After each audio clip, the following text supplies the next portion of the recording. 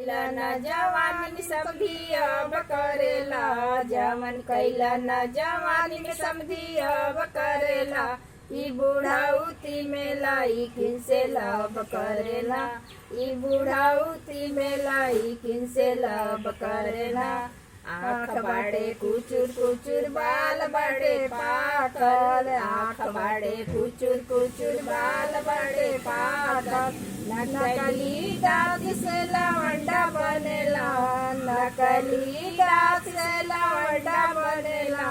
ई बुढ़ाउती में लाई किनसे लाभ करेला, ई बुढ़ाउती में लाई किनसे लाभ करेला। जवन कैला न जवानी में पंडित अब करेला, जवन कैला न जवानी में पंडित अब करेला।